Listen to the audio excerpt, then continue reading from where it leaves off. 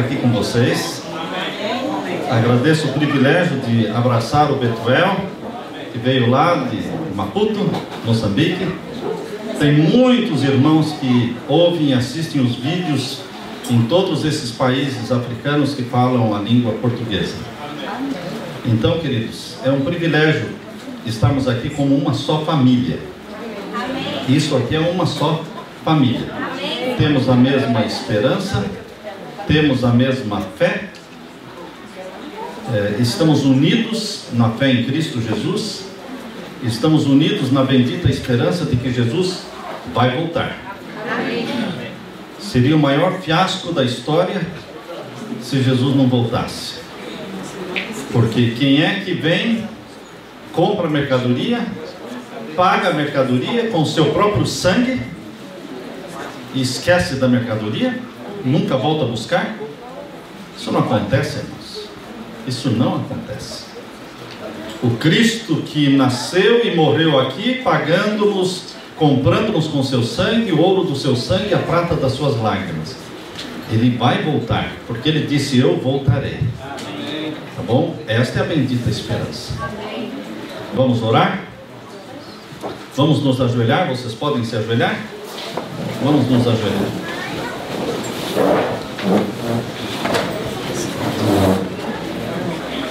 Pai Santo que estás nos céus, na tua presença estamos te adorando e te agradecendo por este grande número de irmãos e irmãs, filhos e filhas teus, que estão aqui reunidos num lugar que não é perto, é longe, mas eles se sacrificaram, eles investiram tempo, dinheiro, eles colocaram isso aqui como prioridade e estão aqui porque vieram pelo poder do Espírito Santo.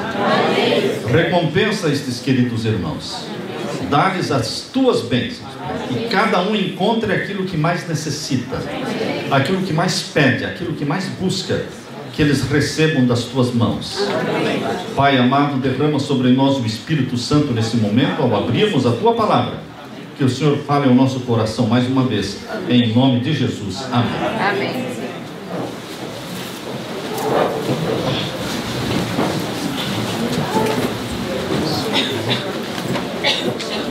Queridos, o nosso dilema é que só tem 50 cópias. Então,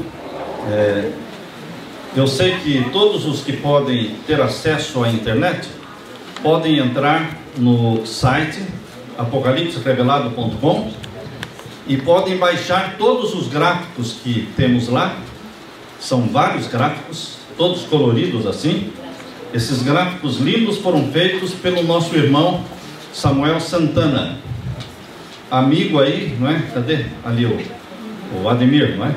Ademir é amigo dele, ele é aí da Bahia, não é? E ele fez voluntariamente e depois me mandou e disse: olha aí, pastor, o que eu fiz. Eu já o agradeci. Queridos, Deus trabalha em ciclos de 7. Se você não entender isso, você não vai entender o Apocalipse. Quando você pega este gráfico aí, mostrando a sequência dos ciclos de 7, todos os ciclos de 7, eles caminham na direção da volta de Jesus. Existem 4 grandes ciclos de 7 no Apocalipse. As 7 igrejas é o primeiro ciclo de 7. Neste gráfico primeiro que nós demos, progressão do tempo do fim, mostra as 7 igrejas. E quando chega na 7ª igreja, ali abre um novo ciclo de 7. Na 7ª igreja abre-se um novo ciclo de 7, que são os 7 selos. O novo ciclo de 7 não inicia antes que chegue o 7º anterior. Deus é um Deus de ordem, e Deus escreveu tudo em ciclos de 7. Quando chegou a 7ª igreja, que é a igreja de Laodiceia, que começou em 1844, e iniciou também em 1844, com o início da 7ª igreja, iniciou também o ciclo dos 7 selos. E os 7 selos se desenrolam dentro do período da 7ª igreja. Quando você chega no 7º selo, abre-se um novo ciclo de 7, que é as 7 trombetas. As 7 trombetas se desenrolam dentro do ciclo do 7º selo, que por sua vez se desenrola dentro da 7ª igreja. Estão olhando aí? Todos os 7º não terminam. Os 7º não terminam. Os 7º começam, mas não terminam. A 7ª igreja começou em 1844, mas não vai terminar até que Jesus venha. Amém. O 7º selo também não vai terminar até que Jesus venha. A 7ª trombeta também não vai terminar até que Jesus venha. Todos os 7º, eles duram até a volta de Jesus. Portanto, queridos, na 7ª igreja começou o ciclo dos 7 selos. No 7º selo começou o ciclo das 7 trombetas. Na 7ª trombeta começou o ciclo das 7 pragas, que vamos dar para vocês amanhã, esses outros ciclos. Deus é didático, irmãos. Vocês nunca mais vão esquecer isso. Nunca mais vão esquecer. Porque Deus é didático, Ele é coerente, e Ele escreveu, eu não diria, não é todo o Apocalipse que está em ciclo de 7. Há pessoas que perguntam, pastor, mas o senhor falou que Deus escreveu o Apocalipse em ciclos de 7. Mas e o capítulo 10? E o capítulo 12? O capítulo 13? O capítulo 14? Esses capítulos estão fora dos ciclos de 7. Porque o Apocalipse não é só os ciclos de 7. Tem outras coisas. O capítulo 1 não faz parte do ciclo de 7, certo? As 7 igrejas começam no capítulo 2. E o capítulo 13, 12 e 13 é o centro do Apocalipse. Está bem no centro do Apocalipse o capítulo 12 e o 13, os mais importantes, 12, 13 e 14.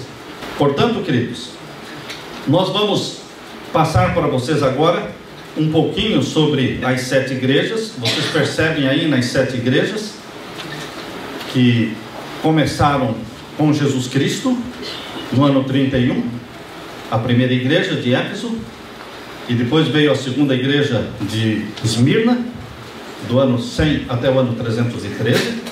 Depois veio a igreja de Pérgamo, do ano 313 a 538. Esses períodos, queridos, essas igrejas são igrejas literais que existiam no tempo de João, ali tudo na Ásia Menor.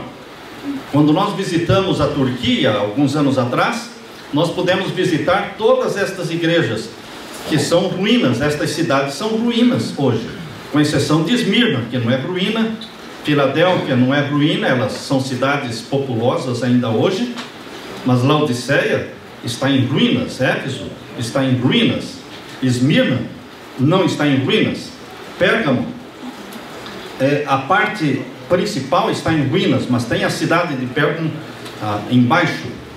Pérgamo é uma montanha muito alta, mas lá embaixo tem uma cidade, mas a cidadela lá em cima são ruínas. E a igreja de Sardes, ela tem ainda a cidade. Laodiceia não tem nada, são só ruínas. Então nós visitamos estas cidades e todas elas estão na Turquia, que naquele tempo era chamada de Ásia Menor.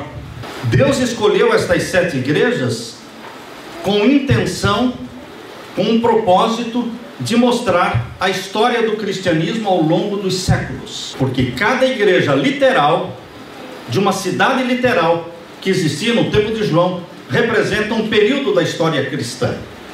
Por isso Éfeso representa a história do cristianismo do ano 31 ao ano 100, que é a era da igreja dos apóstolos vivos ainda. No ano 100 morreu o apóstolo João, o último que morreu. Então terminou o período de Éfeso e começou o período de Esmirna, que foi o período de incessante perseguição, incessante opressão. Não terminava uma perseguição e já começava outra, desde o ano 100 até o ano 313. Por isso é chamado de Esmirna, que é mirra, uma planta que esmagada produz um perfume muito precioso, valioso. A igreja foi fiel nesse período. Depois veio o Pérgamo. O pior período da igreja de Deus foi o período de Pérgamo. A palavra Pérgamo quer dizer exaltação. A igreja foi exaltada. Acabou a perseguição. O imperador Constantino proclamou-se cristão. E então ele elevou a igreja perseguida à posição, ao status de igreja imperial, igreja do imperador. A igreja cristã de perseguida passou a ser a menina dos olhos do imperador. Pronto. Agora todo mundo era cristão, porque o imperador era cristão. Mas esse negócio de todo mundo é, ninguém é, não é? Quando todo mundo é, porque ninguém é. Porque no período de Pérgamo a igreja se uniu com o paganismo. Foi nesse período que entrou a santificação do domingo no lugar do sábado, 7 de março de 321. Foi nesse período que entrou a adoração da deusa Lua e também a celebração do 25 de dezembro. Todo no período de quê? De Pérgamo. E tudo isso aconteceu com Constantino. E queridos, terminando o período de Pérgamo, Constantino, ele já tinha transferido a cidade de Roma para Constantinopla, e Roma então ficou sem imperador, e o bispo de Roma subiu em poder, subiu na cabeça dele. Ele se encheu de orgulho, porque ele era a principal autoridade da maior cidade do mundo, Roma, porque o imperador agora estava lá em Constantinopla, que hoje é Istambul. Então, queridos, no período de Tiatira começou a supremacia papal da Idade Média, dos 1260 anos. Esse foi o período de Tiatira. Só que esta supremacia, a supremacia papal foi minada pela reforma protestante de 1517. Por isso nós colocamos aí, Tiatira dura de 538 a 1517. Porque 1517, no dia 31 de outubro, Martinho Lutero pregou as 95 teses na porta da igreja de Wittenberg, na Alemanha, e ali foi o protestantismo que minou o poder do Papa. Minou, porque países inteiros se desligaram de Roma. Países inteiros romperam com Roma. A Alemanha rompeu com Roma e fundaram um país protestante, cuja principal religião era o luteranismo. A Inglaterra se desligou de Roma e fundaram uma igreja chamada Igreja Anglicana, onde o rei ocupava o lugar do Papa. Foi tão ruim como antes, né? Mas eles se desligaram.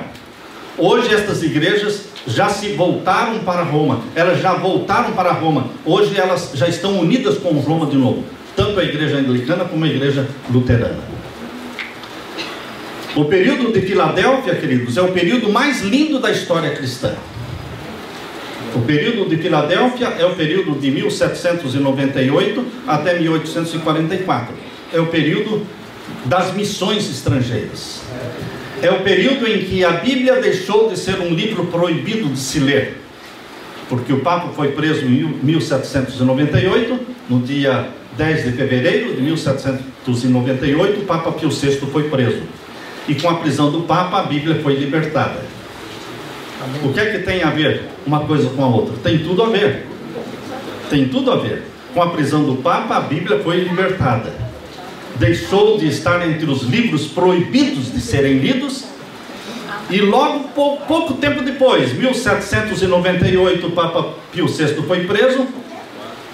6 anos depois, foi fundada a primeira sociedade bíblica do mundo, na Inglaterra, cidade de Londres. E eles encheram o mundo de Bíblias. O povo não tinha Bíblia. Por isso foi o período mais lindo da história cristã, o período de Filadélfia, que quer dizer amor fraternal.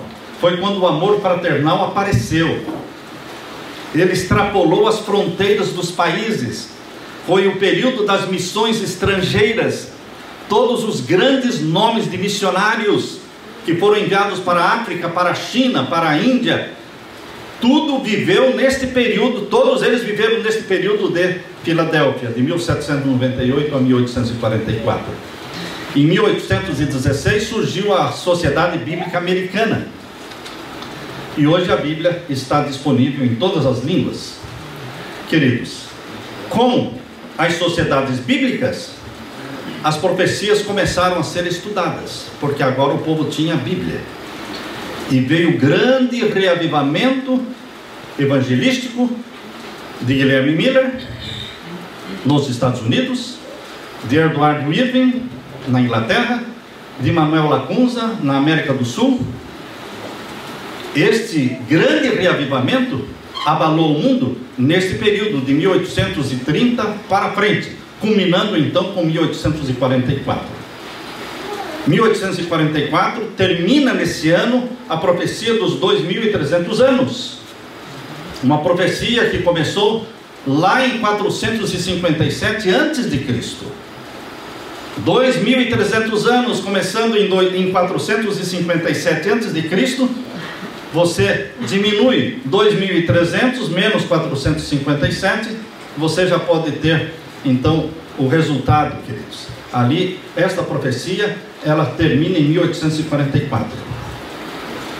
Isso é matemática, nós não vamos estudar hoje. Todos os que quiserem entender de uma maneira fácil o Apocalipse, devem acessar lá no YouTube, nosso canal, e lá nós temos uma série Apocalipse Fácil. Apocalipse Fácil. São 26 vídeos. 26 vídeos que cobrem todos os capítulos de Apocalipse. E você pode assistir, pode passar para as pessoas, e você vai entender o Apocalipse. Porque Deus me ajudou a entender o Apocalipse dentro desse esquema dos ciclos de 7. Ciclos sequenciais. Não repetitivos, sequenciais. É uma bênção, queridos. Então agora vocês pegam um outro gráfico que fala sobre as 7 igrejas e vejam aí que na 7ª igreja, que começou em 1844, o que é que vem na sequência? O que é que vem na sequência de 1844? A sala do juízo. Como? A sala do juízo. A sala do juízo. Capítulo 4 de Apocalipse. Abra sua Bíblia em Apocalipse capítulo 4. Lembrem-se, queridos, que Laodiceia quer dizer povo do juízo. Depois de Deus mostrar a história da igreja cristã, Deus agora coloca o foco na última igreja cristã, Laodiceia, que é a era do juízo, o povo do juízo, como o próprio nome está falando. Então Deus vai explicar o que é o povo do juízo, o que vai acontecer na era do juízo. Deus é didático. Depois que Deus mostra a igreja de Laodiceia, que é o capítulo 3, não é? Capítulo 3, verso 14 até o verso 22. Aí Deus mostra a sala do juízo. Às vezes as pessoas se confundem com os capítulos da Bíblia, porque os capítulos foram colocados não por Deus. Deus não colocou os capítulos na Bíblia, nem os versículos. Os versos e os capítulos foram colocados para facilitar a compreensão, mas às vezes atrapalham, porque a pessoa, quando começa a ler o capítulo 4, pensa que é outra coisa. Pensa que a carta à igreja de Laodiceia acabou e agora Deus vai falar de outro assunto. Não, irmãos. O capítulo 4 é continuação da igreja de Laodiceia. Então aqui no capítulo 4, verso 1, Deus diz assim: depois destas coisas, olhei, e eis que estava uma porta aberta no céu. E a primeira voz, que como de trombeta ouvira falar comigo, disse: sobe aqui e mostrar-te-ei as coisas que depois destas devem acontecer. Deus tinha acabado, Jesus tinha acabado de mostrar para João a história da igreja cristã, e começou revelando para João Laodiceia, o povo do juízo. E agora Deus diz: sobe aqui E ele subiu e viu uma porta aberta no céu. E através desta porta aberta no céu, ele enxerga o trono de Deus. Eu pergunto para você, em que lugar do santuário celestial está o trono de Deus? No Santíssimo. No Santíssimo.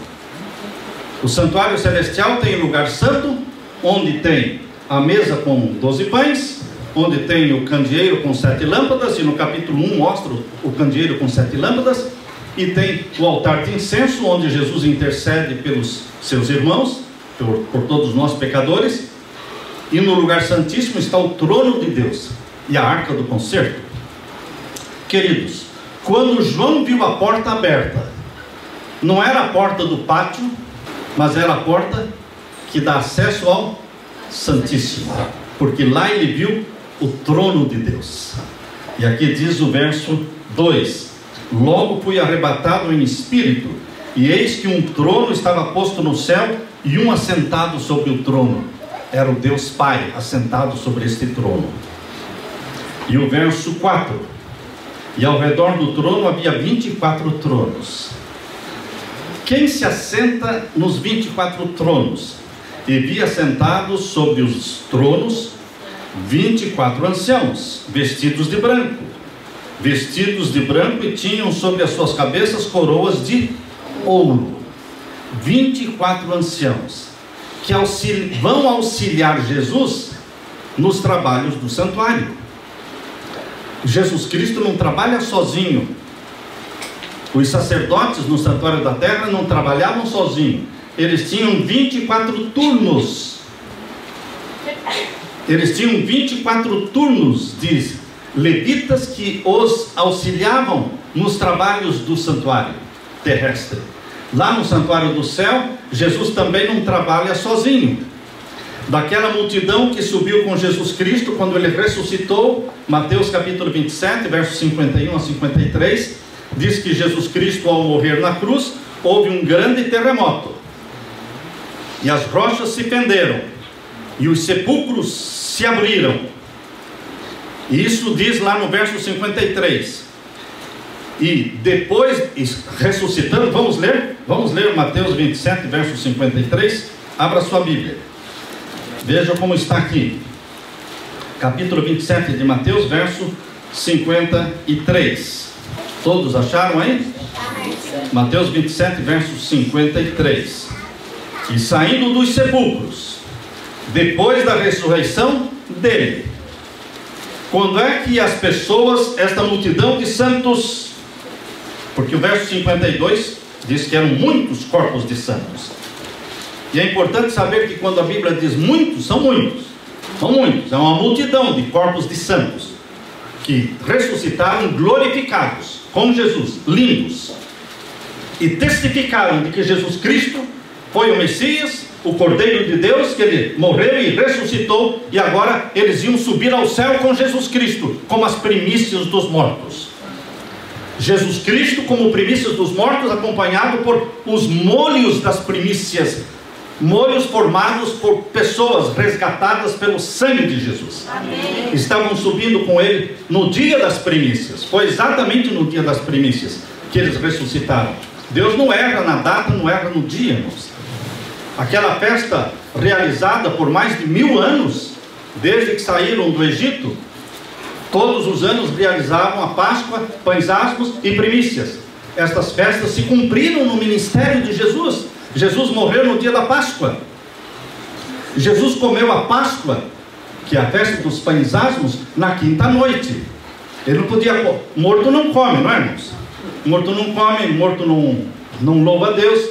Então Jesus Cristo, para comer a Páscoa com os discípulos, teve que comer a Páscoa na quinta à noite. E ele morreu, quinta à noite já era que dia? 14. Já era o dia da Páscoa. Mas ele morreu, foi pregado às 9 da manhã do dia 14, embora tenha comido a Páscoa na quinta à noite, que já pertencia à sexta do dia 14.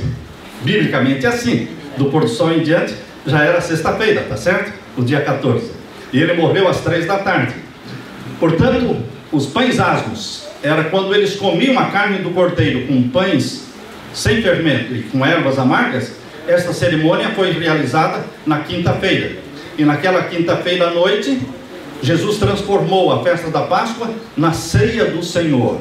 Foi ali que houve a transição, que Deus introduziu a Santa Ceia, como lava-pés, como nós fazemos hoje, o lava-pés e depois a ceia do Senhor. Ele ressuscitou no dia 16, dia das primícias, subiu ao céu com aquela multidão de santos. Leia agora o verso 53. E saindo dos sepulcros, depois da ressurreição dele, entraram na cidade santa e apareceram a muitos. Vocês estão entendendo o verso 53? Porque muitos não entendem. Muitos afirmam, e esta parte aqui foi uma das acusações contra o que nós escrevemos no Apocalipse. Os acusadores disseram: Pastor Samuel torce a Bíblia. E ele diz assim, não estou citando nomes porque não convém citar nomes, mas o acusador disse: Pastor Samuel torce a Bíblia. E a prova de que ele torce a Bíblia, eu vou citar o texto. Eu poderia citar muitos textos, ele disse, mas eu vou citar só um texto. Vejam como ele torce a Bíblia. Ele diz que aquela multidão de santos que ressuscitou com Jesus Cristo, ele diz que eles ressuscitaram no domingo, no primeiro dia da semana, quando a Bíblia está dizendo que eles ressuscitaram na sexta-feira. Verdade? É verdade? É verdade? Queridos, em todos os lugares por onde eu vou, eu pergunto para os membros da igreja, que não são teólogos: Jesus ressuscitou que dia? Sexta. O que aconteceu na sexta? Os sepulcros se abriram. E quando é que os santos glorificados ressuscitaram? No primeiro dia da semana, depois da ressurreição de Jesus. É lógico, todo mundo entende assim. Mas os principais teólogos entendem que ressuscitaram na sexta-feira. Desde quando as primícias ressuscitaram no dia da Páscoa? Irmãos, que confusão é essa? Dia 14 é o dia da Páscoa, não é dia das primícias? Dia das primícias é dia 16. Então Jesus, os santos que ressuscitaram no dia errado? Não, irmãos.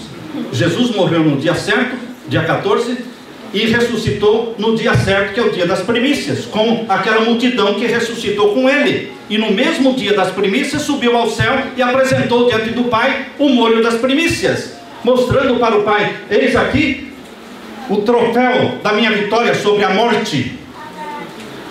E o Pai aceitou o sacrifício do Filho. Amém. Jesus Cristo ressuscitou no primeiro dia da semana, e aqui diz: ressuscitaram depois da ressurreição dele. Tem dúvidas quanto a isso? Não, queridos. As pessoas querem confundir a mente dos outros.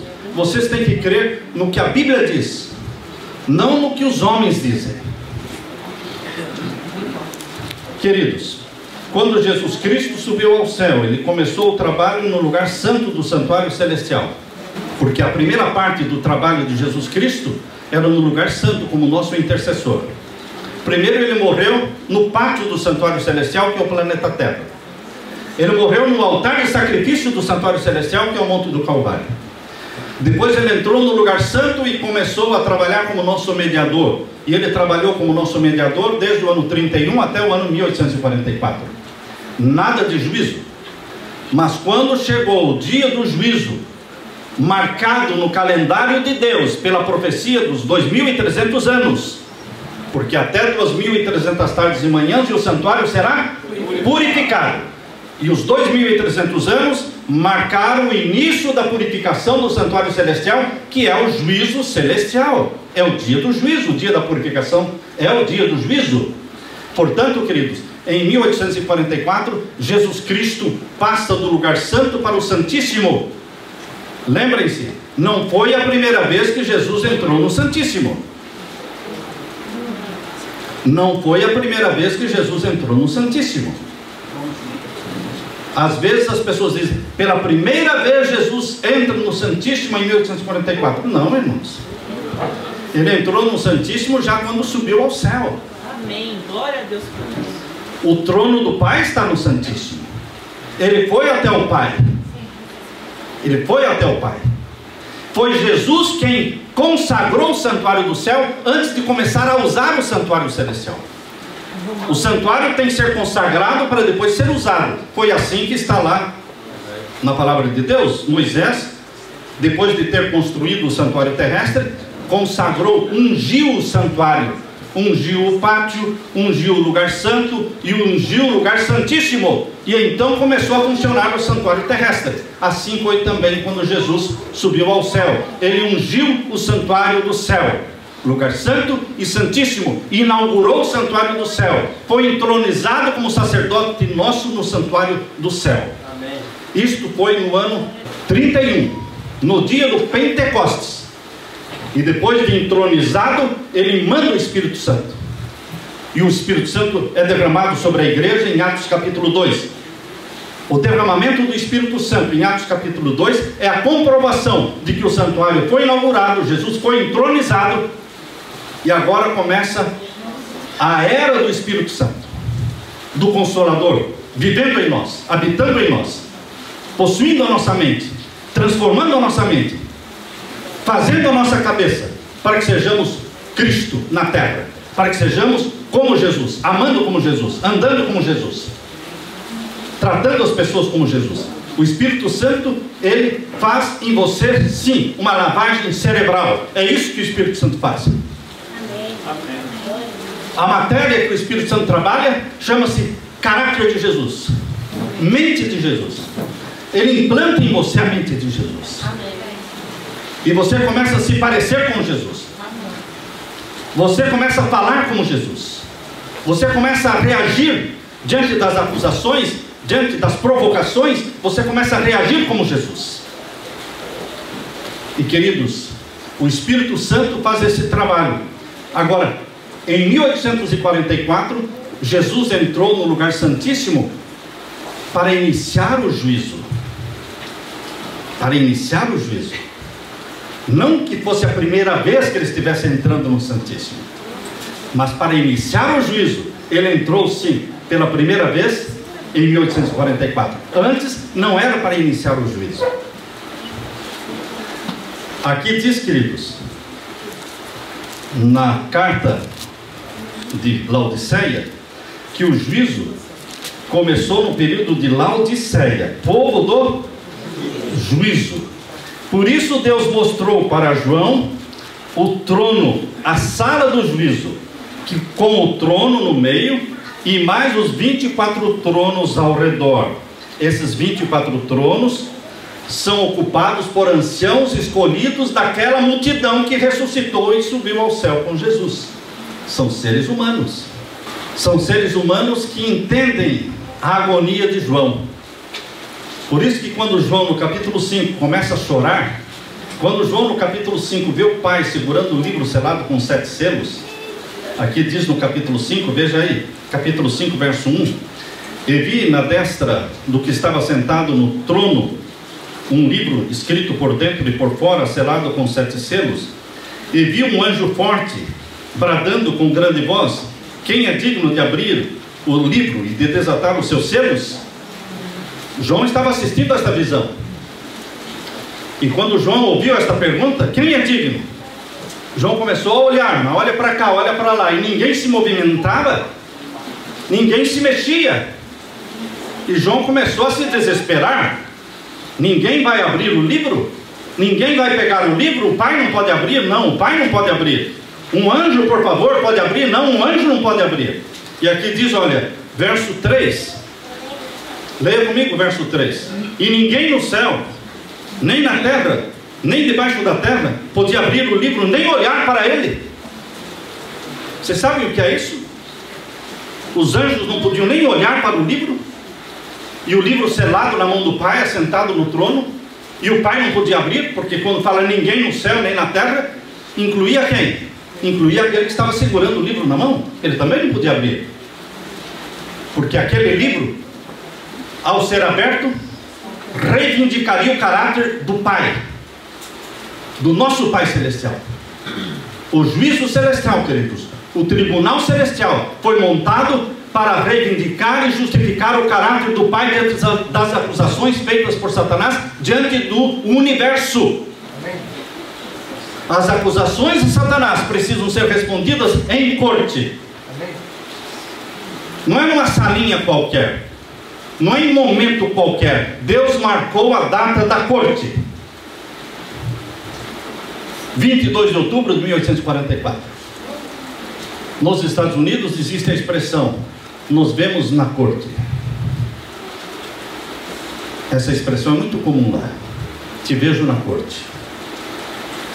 Quando o assunto é sério, queridos, não tem conversa, não tem acordo, não. Te vejo na corte. Quando envolve morte, não tem papo, não tem conversa. Qualquer acidente onde envolveu morte de alguém, te vejo na corte. E houve morte, porque o Filho de Deus foi morto na cruz. Por isso, Jesus, ao ressuscitar, disse para Satanás: eu te vejo na corte. Que corte? O tribunal de Cristo. Quando? No final dos 2.300 anos. 22 de outubro de 1844. Jesus Cristo morreu, venceu para poder abrir o livro, irmãos. Foi para isso que ele venceu, morreu e ressuscitou, para poder abrir o livro. Não um livro de historinhas, queridos. Não um livro que conta a história da igreja, porque a história da igreja já está contada nas 7 igrejas. Esse livro com 7 selos tem algo que não é a história da igreja. É o juízo de Deus. Por isso Apocalipse 14, 6 diz, capítulo 14, versos 6 e 7: temei a Deus e dai-lhe glória, porque chegou a hora do seu juízo. Não é o meu juízo, não é o teu juízo. A Bíblia fala: chegou a hora do seu juízo. O juízo divino é para limpar o nome do Pai das acusações feitas diante do universo. O Pai não pode se defender, mas o Filho, ele se tornou o defensor do Pai. Por isso João capítulo 5 verso 22, irmãos. João capítulo 5 verso 22 diz o quê? Porque o Pai a ninguém julga, mas deu ao Filho o poder de julgar. Porque o Pai é sentado sobre o trono. Quem está sentado no trono é o juiz. Ele deveria julgar. Sim, deveria, mas ele é o acusado. Então ele deu ao Filho o poder de julgar. Capítulo 5 de João, capítulo 5, verso 27 diz: e deu ao Filho o poder de julgar, porque ele é o Filho do homem. Queridos, Jesus Cristo no juízo celestial usa a vida dele em primeiro lugar para defender o Pai, para defender a lei do Pai. Satanás sempre disse que a lei de Deus é impossível de se guardar, e Jesus mostrou, através de Jó, através de Daniel, através de João Batista, através dele próprio, Jesus mostrou que é possível sim guardar a lei de Deus. Amém. Porque Paulo diz em Romanos capítulo 7 verso 12: porque a lei de Deus é santa, justa e boa. Tem nada de errado com a lei de Deus, ela é santa, justa e boa.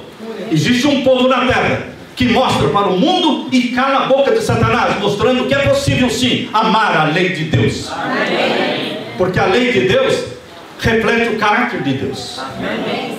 A santidade de Deus. Amém. É o que o diabo mais odeia na Bíblia, é a lei de Deus. Amém.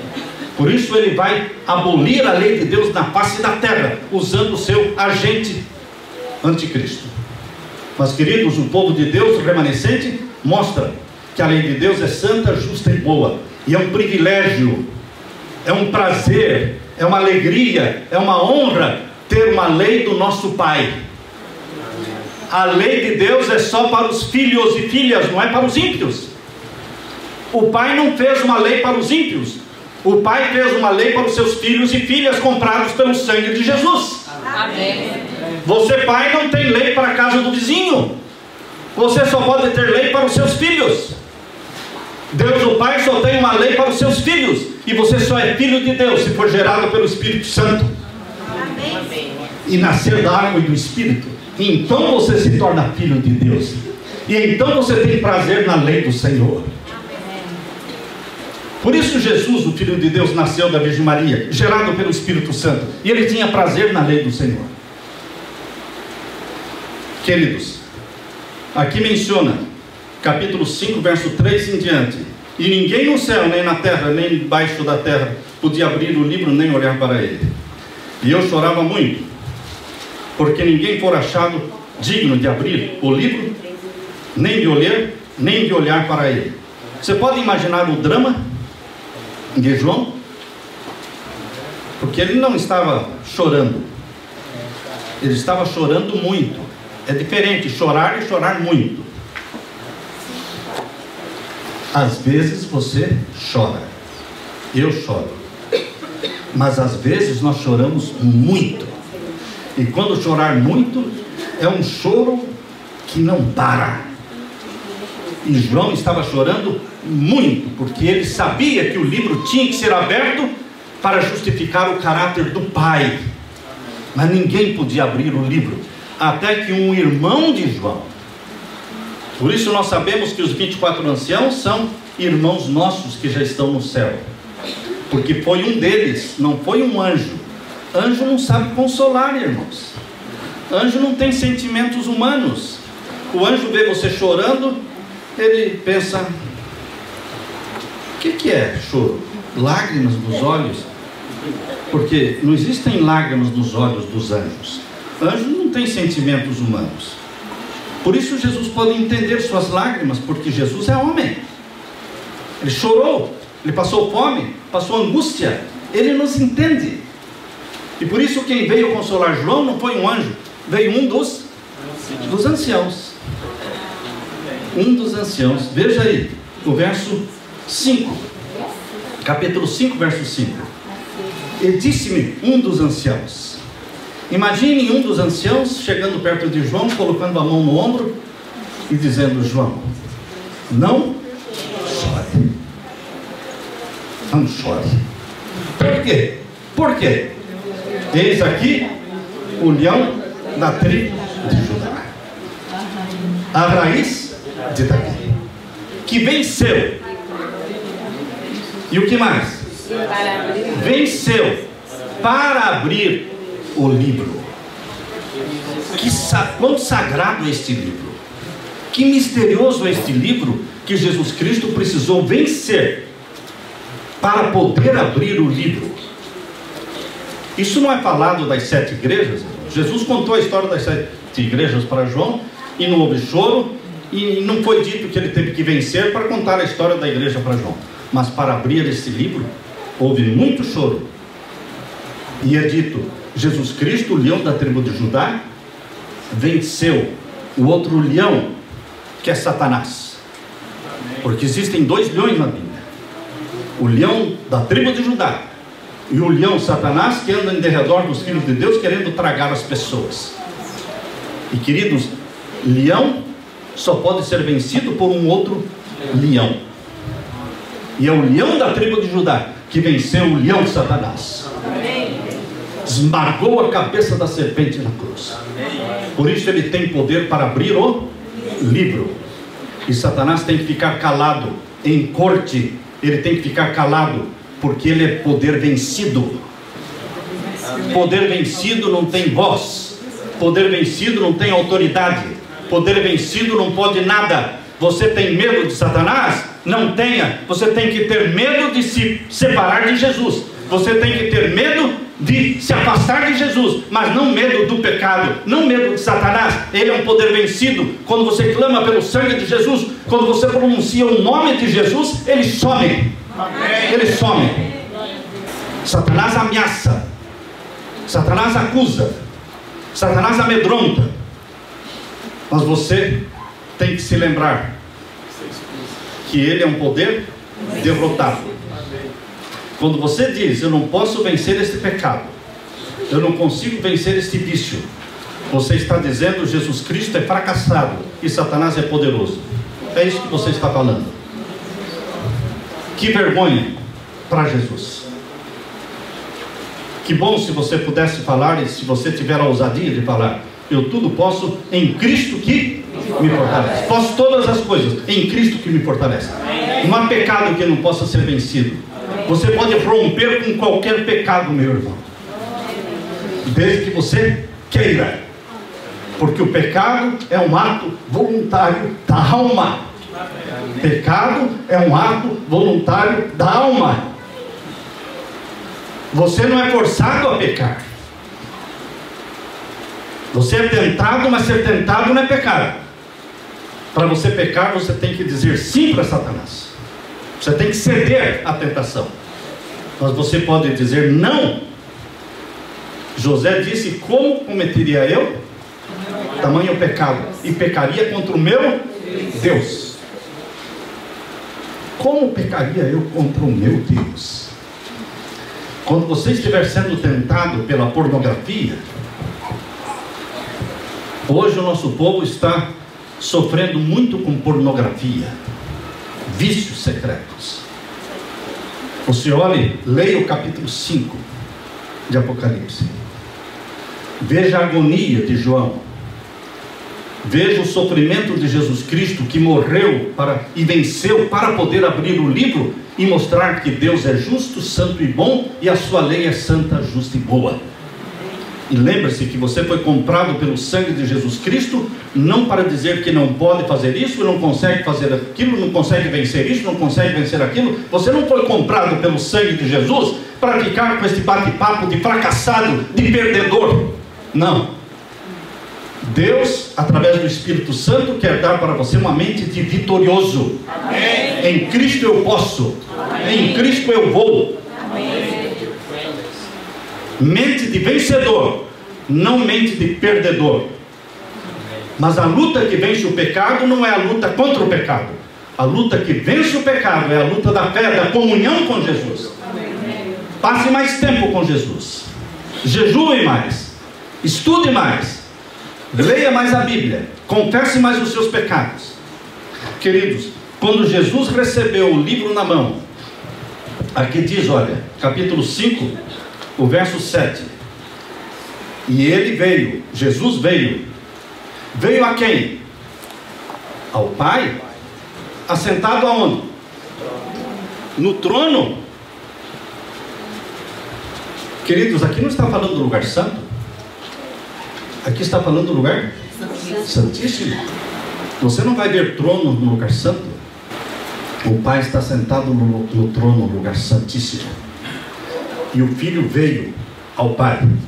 Verso 7. E veio e tomou o livro da destra do que estava sentado no trono.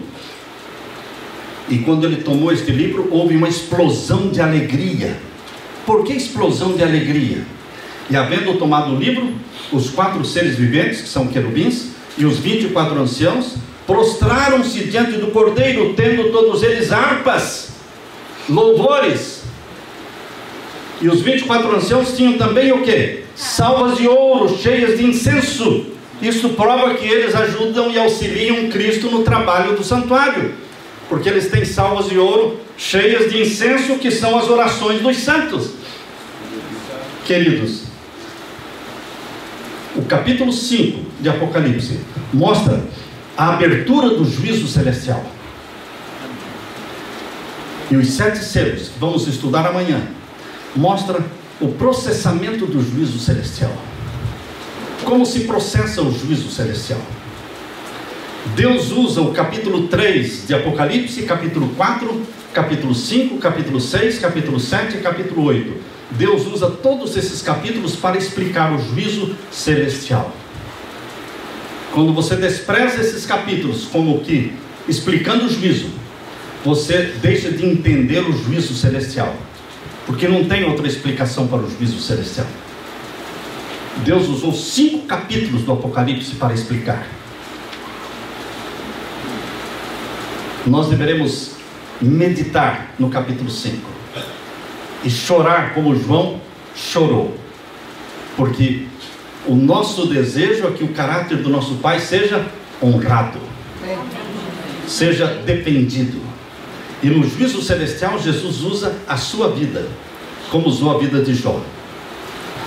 Jesus se orgulha de você e diz: você não está vendo lá o meu irmão E cita o nome, como citou o nome de Jó. Você está vendo como ele é fiel a mim? Está vendo que ele perdeu o emprego? Está vendo que estão acusando? Ele está passando necessidades, mas ele não me abandona. Quando você enfrenta as provações com louvor nos lábios, quando você enfrenta as acusações com louvor nos lábios, quando você diz como Jó, ainda que o Senhor me mate, nele esperarei. Quando você diz como Jó, Deus me deu, Deus tirou, bendito seja Deus. Jó perdeu tudo e até os filhos perdeu, mas ele não amaldiçoou. Ele disse: Deus deu, Deus tirou, bendito seja Deus. Você pode dizer: Senhor, eu não entendo todo esse sofrimento, eu não entendo toda essa angústia pela qual estou passando, eu não entendo, mas eu creio no Senhor meu Deus. Meus olhos ainda verão o Senhor da glória. Deus derrame sobre você, meu irmão, o Espírito Santo. Alegre-se por ser filho e filha de Deus. Alegre-se pelo privilégio de honrar a lei desse Deus, que é o nosso Pai Celestial, diante do mundo. E cada vez que você é obediente aos mandamentos de Deus, você cala a boca de Satanás, que diz que a lei de Deus é impossível de se guardar. Como é impossível de se guardar? A lei do meu Pai. Ele me deu a lei. Primeiro ele me deu a salvação em Jesus. Depois ele escreveu a lei, os 10 mandamentos na minha mente. E aí me batizou com o Espírito Santo para que eu tenha poder para obedecer. Ele fez tudo. Ele fez tudo. Nós somos vencedores. Amém. Em Cristo Jesus. Amém. Aleluia. Aleluia. Deus te abençoe. Amém. Oremos ao Senhor. Pai Santo, obrigado, Pai querido, mais uma vez, por esta bendita mensagem da Tua Palavra. Amém. Porque Jesus Cristo, nosso mediador e também nosso juiz, é aquele que deu a vida por nós e é aquele que nos defende também. Amém. É aquele que registra os nossos nomes no livro da vida do Cordeiro e é aquele que vai conservar os nossos nomes no livro da vida do Cordeiro. Amém. Querido Jesus, volte logo. Volte logo, porque estamos cansados deste mundo e queremos o novo céu e a nova terra. Amém. É em nome de Jesus que clamamos. Amém. Amém. Amém.